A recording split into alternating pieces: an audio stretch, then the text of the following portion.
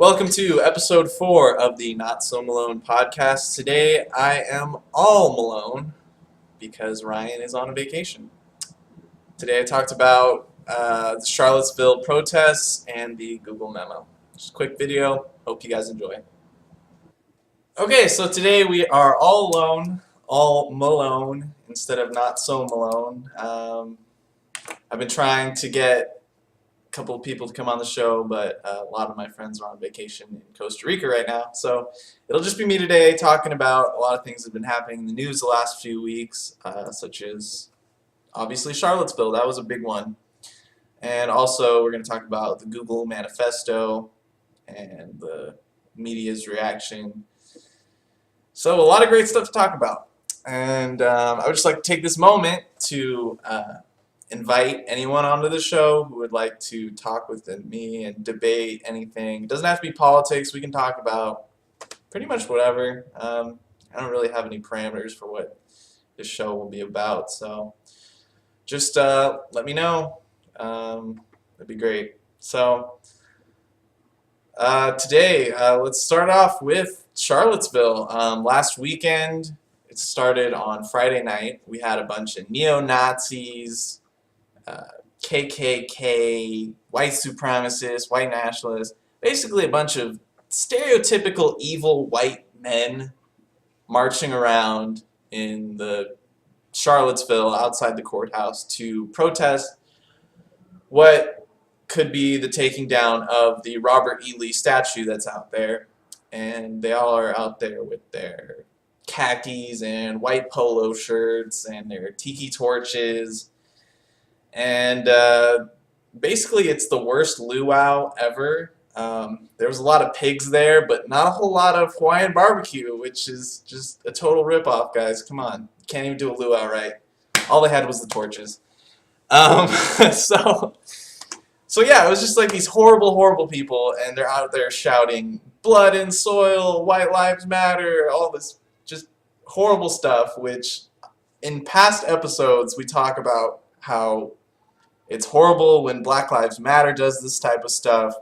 It's honestly, like, it's just as bad. It's worse when the white people do it because historically this is the kind of stuff that actually did happen. Like, the Civil War was pretty much just fought over slavery. Like, that was the majority of the reason the war was fought. And so the fact that they're defending the statue of a general of the Confederate Army, and they're carrying Nazi flags and Confederate flags, and they're shouting things like blood and soil, and it's just a horrible, horrible thing. These are just the worst people, and they should be condemned. And it shouldn't be like hard to say that these are horrible. Like, you shouldn't have to think about saying Nazis, bad people, KKK, bad people. Let's just ostracize them from our society. Like, we don't want you guys here. You're horrible people. But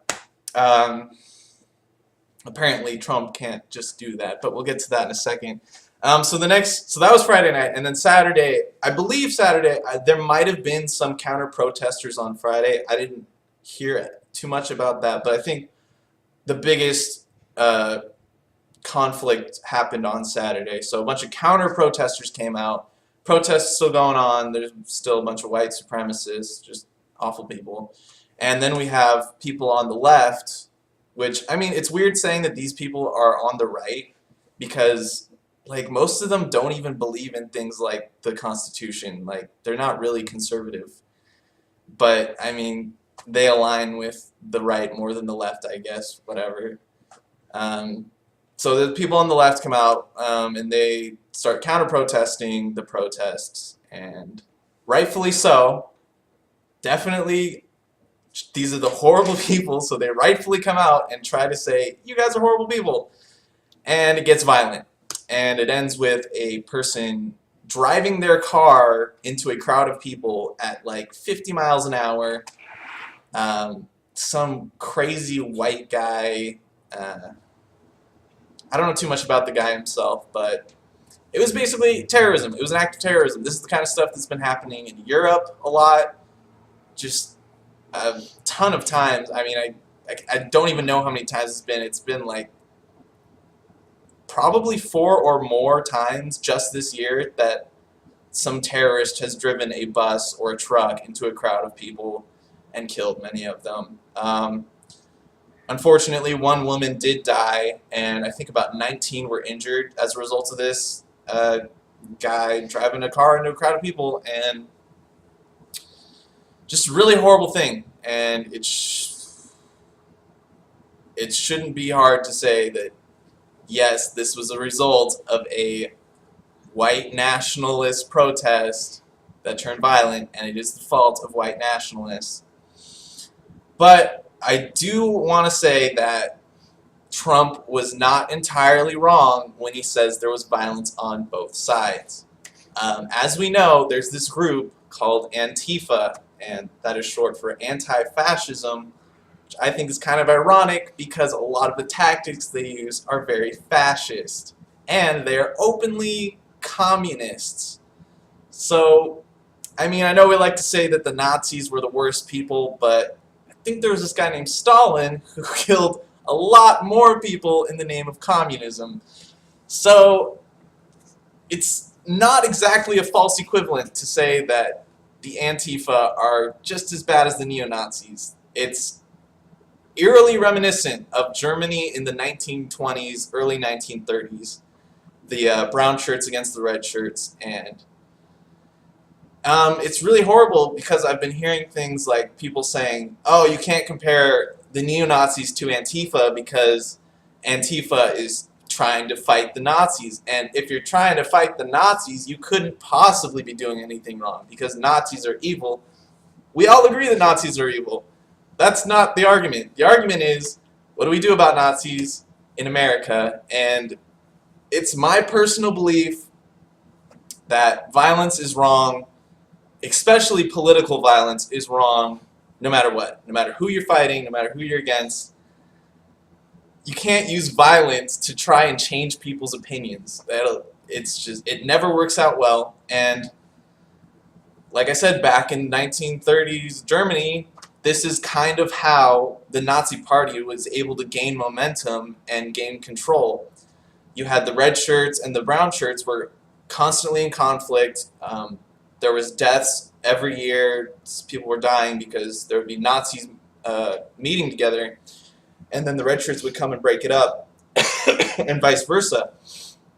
But at a certain point, I think the Nazis were able to sway public opinion more, and were able to demonize the communists and thus make themselves look better, snowball effect, and you end up with Hitler. So when these Antifa groups come out with their masks on and they got their clubs or I saw a picture of a guy with a board, like a long board of wood with a nail sticking out of the end. And it's like, if that's how you're coming to protest Nazis, you can't really say you're trying to peacefully protest evil people. You're definitely coming for a fight, and it's never going to end well. And really, like, it just makes them look better. And, you know, if it had not gone to violence, like if the counter-protesters and the white supremacists had never gone into conflict, they had just stayed away from each other, obviously we could have said the Nazis were the evil ones, and there would have been no argument. But unfortunately, conflicts broke out, there was lots of violence, and it was on both sides. There was Antifa fighting people, and there was Nazis fighting people, and it was horrible. So I can't really say definitively that Trump was wrong when he came out on Saturday with his speech and said that the neo-Nazis, or no, he didn't say any side. He didn't say Antifa and he didn't say white supremacists. He just said there was a lot of violence on both sides. He condemned hatred and bigotry, but he didn't specify which side the hatred and the bigotry was coming from. So he definitely should have condemned the Nazis. He should have condemned the whole protest, but he didn't. And that's another thing that was the real problem with his speech, is he kind of defended what they were protesting. He came out and he was talking about if Robert, I don't know if this was on his Saturday speech or the one he made next week, but he was saying, like, if we need to take down statues of Robert E. Lee, where does it end? Do we need to take down Washington statues, Washington monuments, Jefferson monuments? Because both of those founding fathers owned slaves. They were slave owners. They were in favor of slavery, and I mean that's not a terrible argument, because yes, they were slave owners, and it's like, where do we draw the line? But anyways, I don't want to go down that tangent. We can talk about that on another day. Basically, they were protesting to take down the statue. Trump was basically rationalizing their protests and saying, yeah, it's it's not a bad thing because it's a part of our history, and it is a part of our history. But we shouldn't be glorifying that part of our history in the way that it seems to be. Like, this statue of Robert E. Lee is just this big, glorious statue. He's on his war horse, looking all proud, and it's right outside the Charlottesville courthouse, which does not send a good message if you are a African American or a Latino and you're going to court that day. It's like, is this going to be a fair trial? I don't know. These are I don't know. But, so these statues, not good. I think they should be put in a museum. I don't like the idea of just destroying all of them, because this did happen. It was a part of our history, and we do need to recognize it and learn from it. Robert E. Lee specifically was an interesting case because while he did briefly own some slaves, he said in a letter that he thinks slavery is a moral and political evil. But he does also say that he believes that since it's in the Bible that God agrees with it, and he says that it's not his place to end slavery. He thinks God will end slavery. Crazy, whatever. But he's an interesting case because he didn't really want to fight for the Confederacy. He lived in Virginia, which was one of those middle states.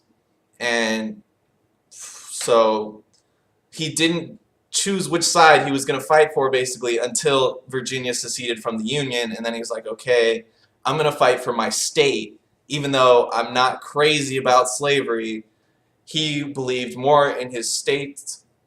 He had more pride in his state than he did in the country, which was pretty common back then. It wasn't really until the Civil War and Abraham Lincoln that the United States really became like a collective country.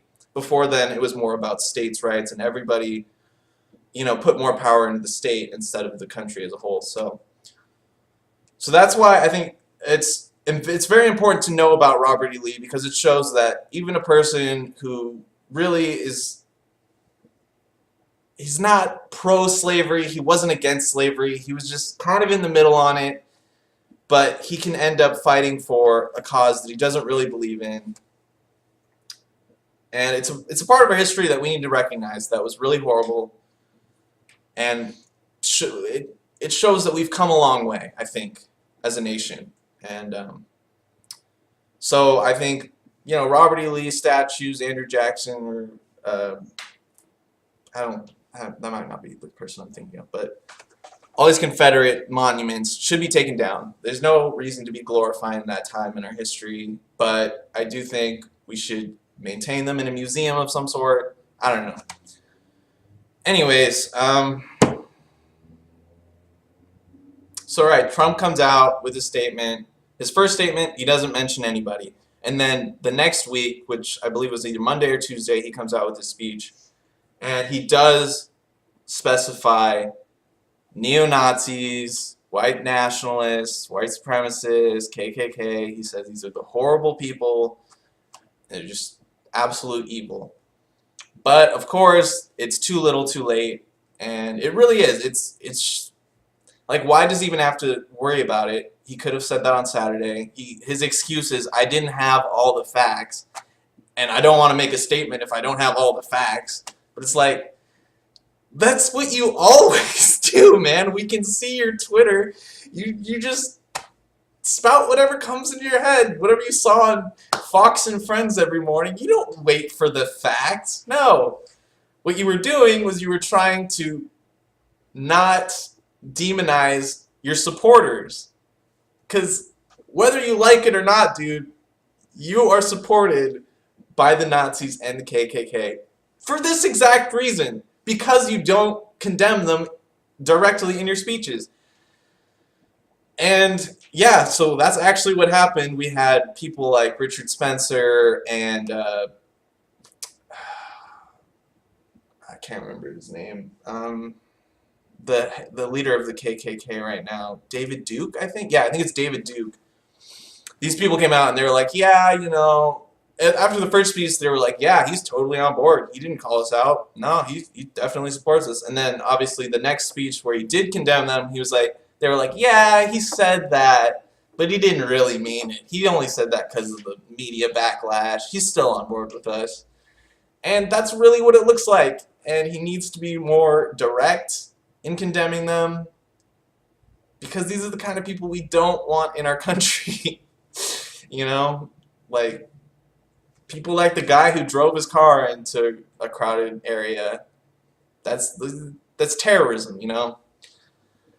Anyways,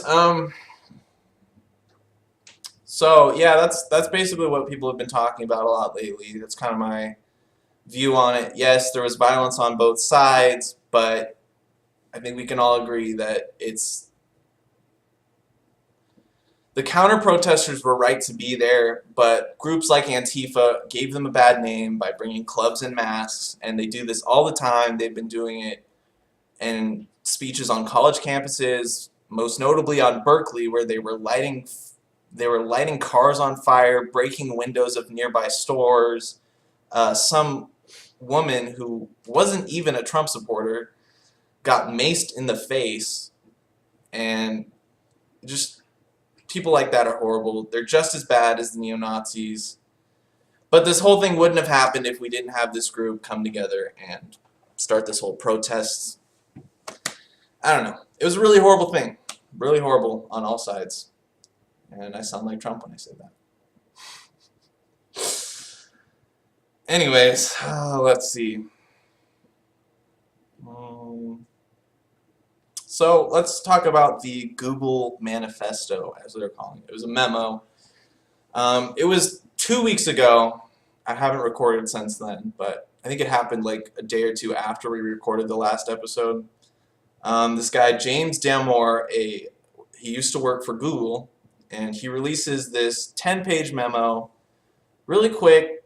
He has a lot of links to sources, a lot of data, studies, really well thought out, well put together memo talking about basically the differences between men and women and how he disagrees with the way Google approaches their diversity initiatives, I guess.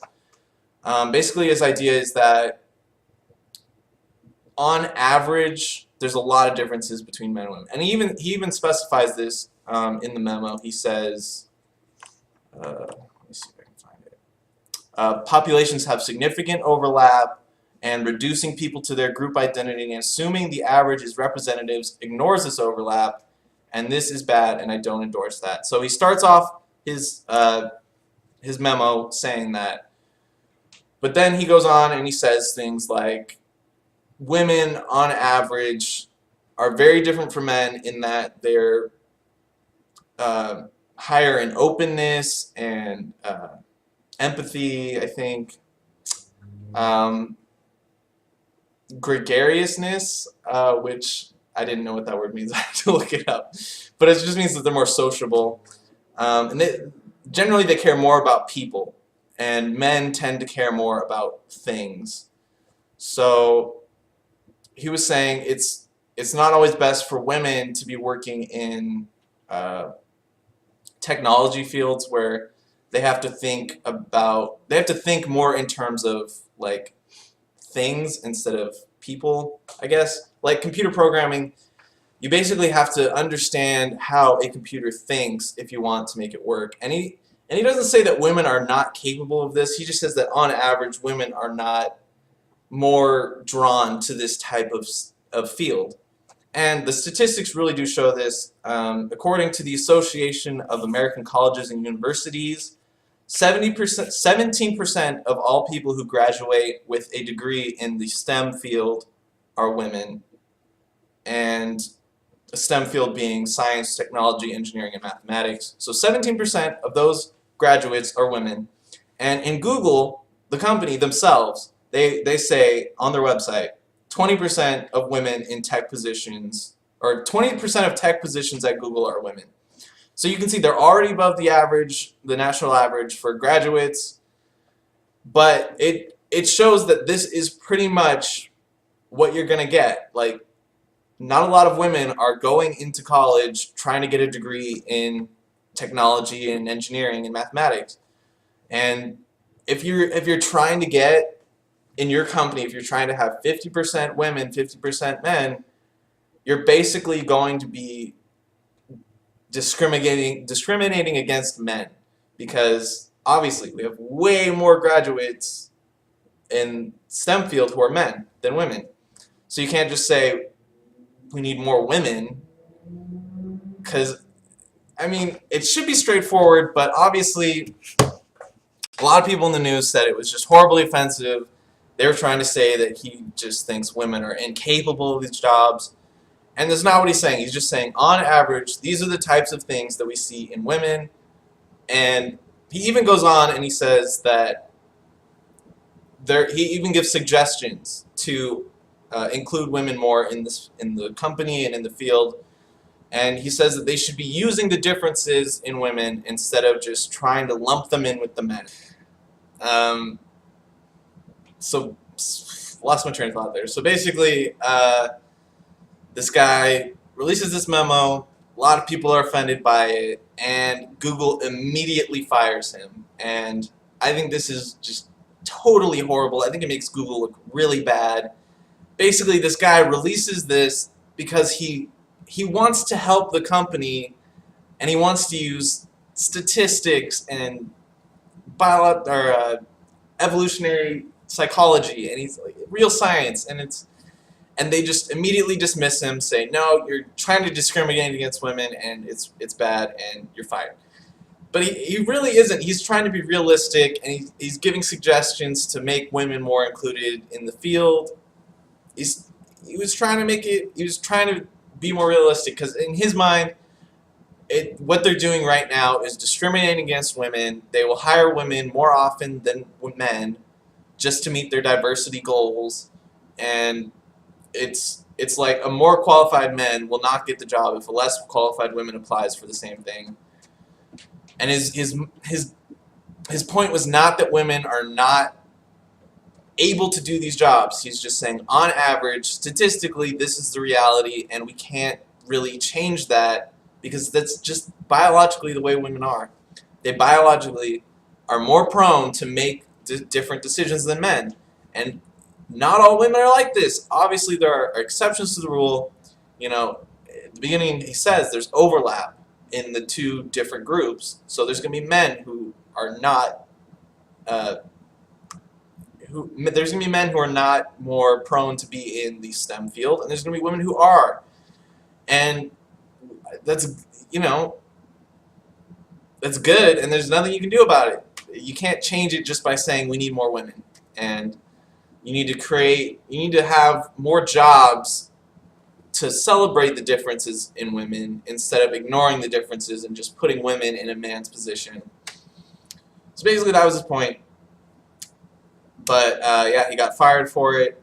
And one of the things that I think is just the best part of this whole thing is it's really funny.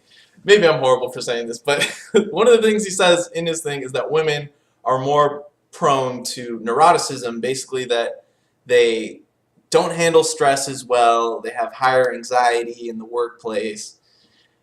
And as a result of this memo coming out, a lot of women took the day off of work and they said they were stressed out about the memo. And it's like, you're kind of proving his point a little bit here. Obviously, I can understand how you're offended, but if you're taking a day off of work because you're too stressed, maybe it's because you're more biologically prone to. Anyways, so that's just the whole Google memo. That's my thoughts on it.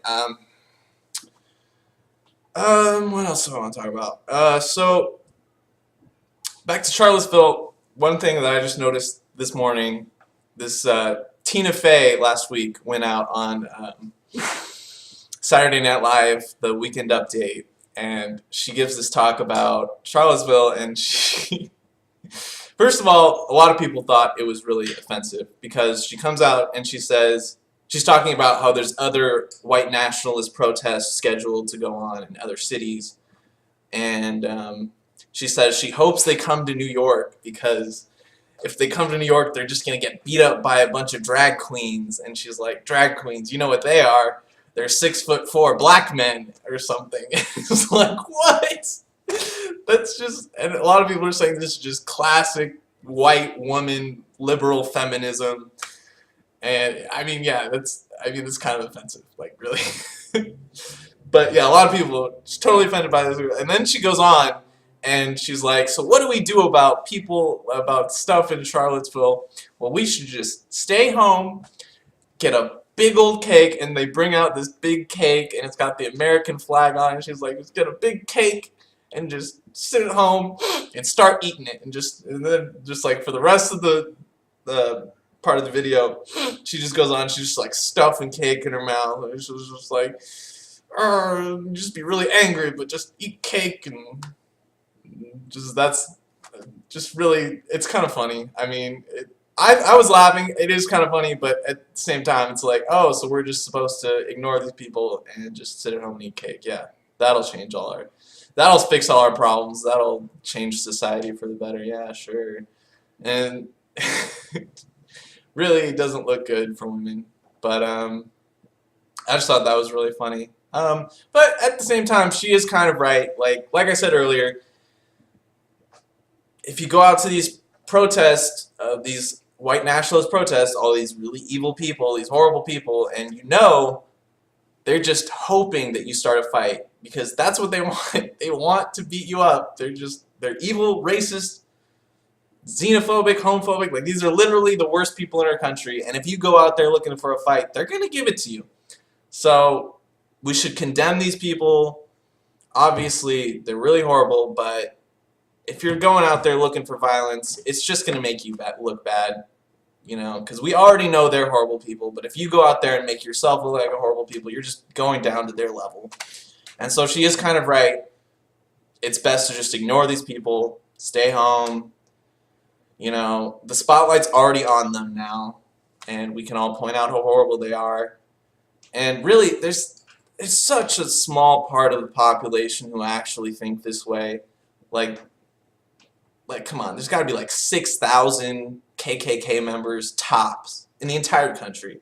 It's just like, these people are not a threat, you know?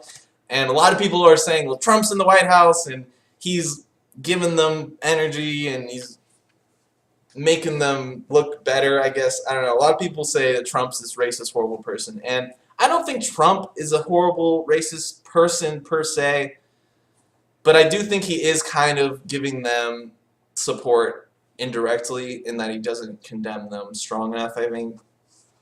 I don't think Trump's racist at all, really. There's really been no evidence of that I've seen. But, yeah, so that's pretty much it that's happened this week. Like I said, I don't like doing this all alone. Maybe you've noticed that I had to pause a lot. I've probably been saying like every other word.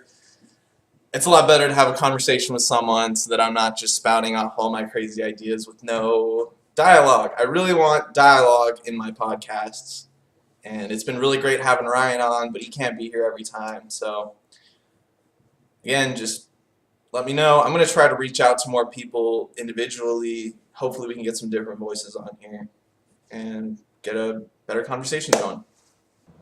Thank you for watching the Not So Malone podcast with your host, Matt Malone. If you have any feedback or suggestions for future topics to discuss, leave a comment down below or find us on Twitter at Not So Malone.